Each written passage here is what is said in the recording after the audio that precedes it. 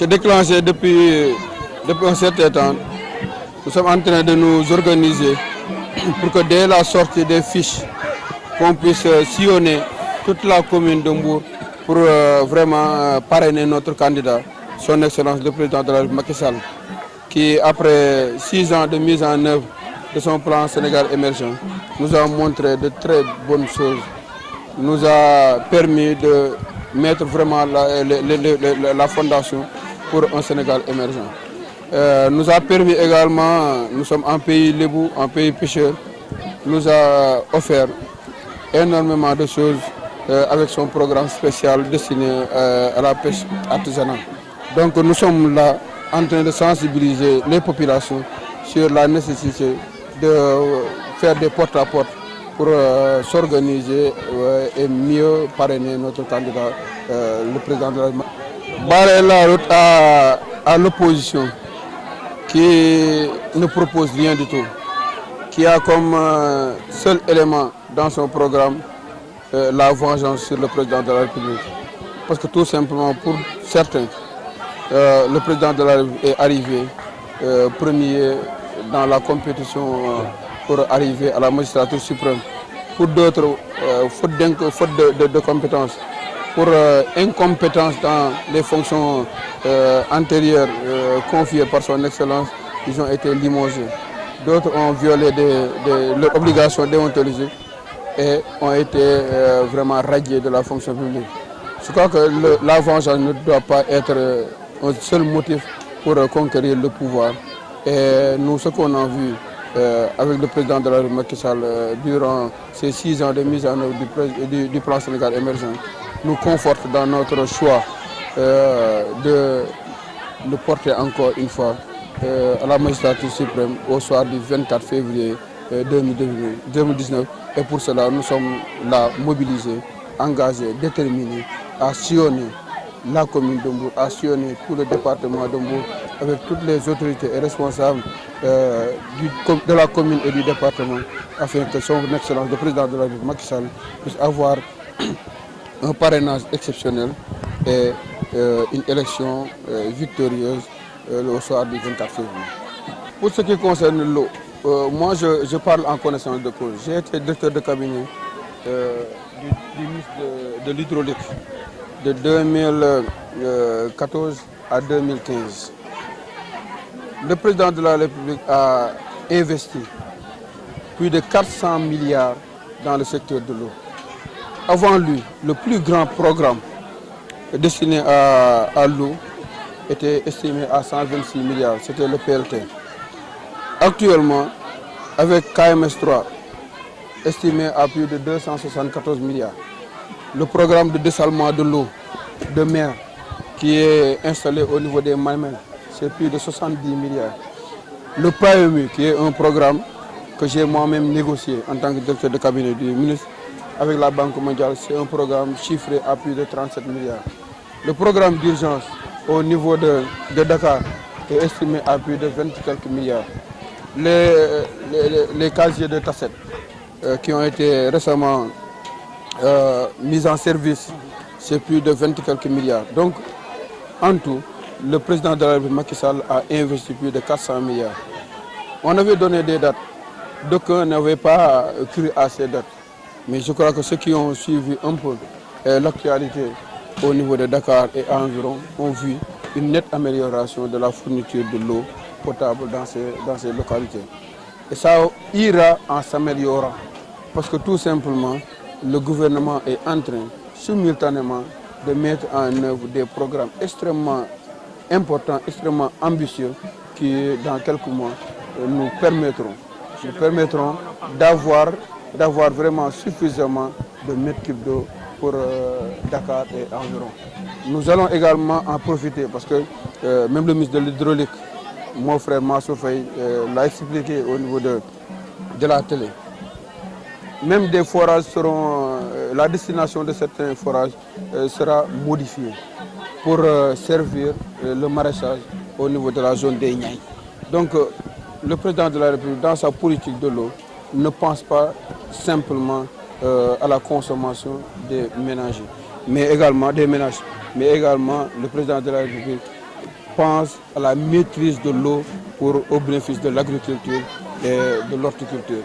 Et dans ce cadre-là, il y a énormément de forages, surtout au niveau de Thiaroye, dont la destination sera modifiée pour permettre aux maraîchers de pouvoir avoir suffisamment d'eau. Je crois qu'on a parlé des autoroutes de l'eau.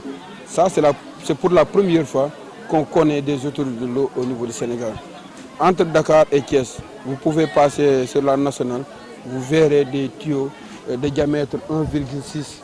Ça, c'est pour la première fois qu'on pose ces tuyaux au niveau de l'Afrique. C'est pour cela qu'on a parlé des autoroutes de l'eau. Ce que je demande, moi, au Sénégal, c'est d'accorder un peu plus de patience, vraiment, au gouvernement. On n'a jamais vu un gouvernement qui songe à avoir un deuxième mandat, mettre sous terre plus de 400 milliards. 400 milliards, c'est plusieurs hôpitaux que les populations peuvent voir en traversant une ville. C'est plusieurs immeubles, c'est plusieurs stades que les populations peuvent traverser à longueur de journée. Mais mettre 400 milliards sous terre, à l'insu même des fois des populations, il faut être ambitieux, il faut avoir un amour pour sa patrie pour pouvoir faire de tels investissements.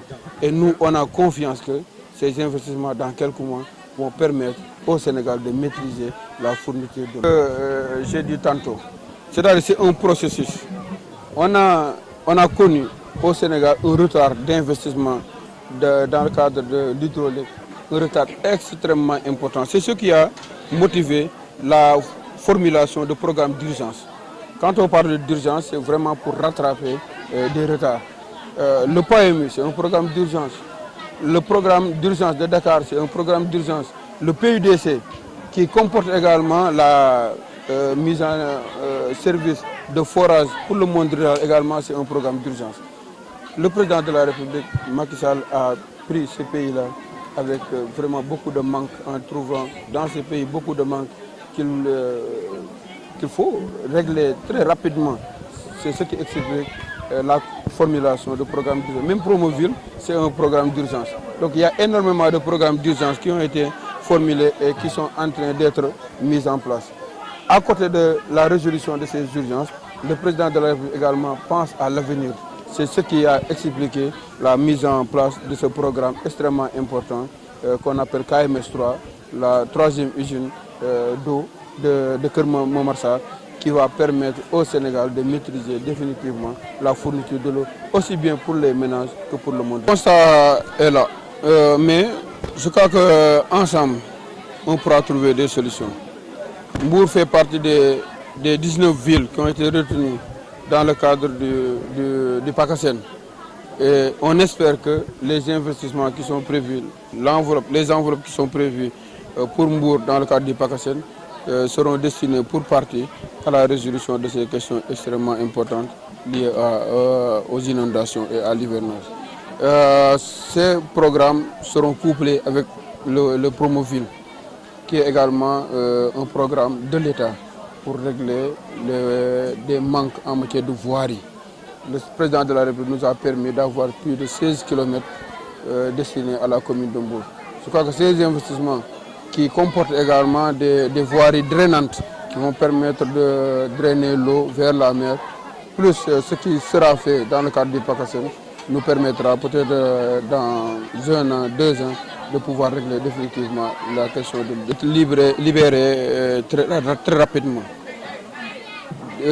Durant cette année, on a couplé énormément de réformes sur le plan financier qui ont retardé un peu les transferts au niveau de l'État.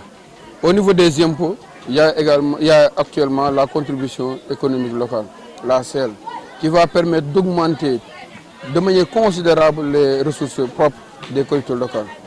Au niveau des mines, le fonds minier, il y a une réforme qui va permettre à toutes les collectivités locales du Sénégal de bénéficier des ressources minières qui sont produites au niveau du Sénégal. À côté de cela, le gouvernement du Sénégal a augmenté de manière considérable le fonds d'équipement des collectivités territoriales. Et avec le PACASEN également, qui va prendre comme véhicule le fonds d'équipement, tous les transferts vont passer par ces fonds-là. Je crois que c'est toutes ces réformes-là qu'il fallait boucler pour permettre maintenant à la sécurité locale de recevoir correctement les transferts. Et on va le voir dans quelques semaines, vous verrez beaucoup de mouvements en matière d'investissement dans la sécurité territoriale.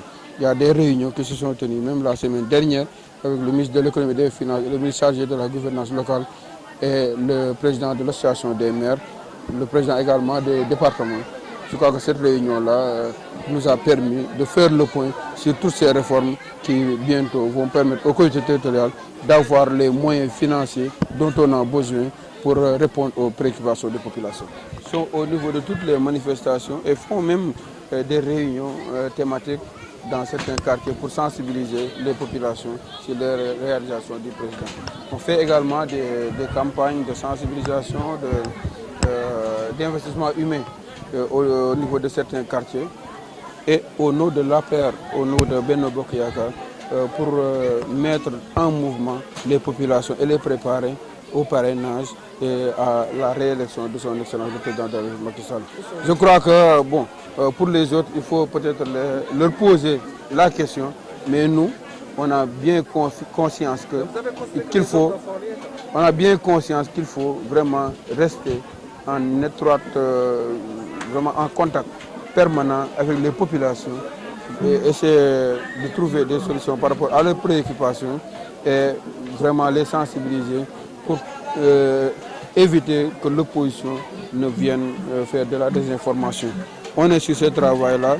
Hier, on a tenu des réunions jusqu'à 3 h du matin. Depuis 10 h, on est en réunion. Actuellement, on est ici. Après ce meeting, on a d'autres activités. Je crois qu'on va continuer dans ce cadre-là, dans cette lancée, pour permettre aux populations de Mbour de pouvoir bien se barricader par rapport aux assauts de l'opposition et pour se préparer à la réaction de son état.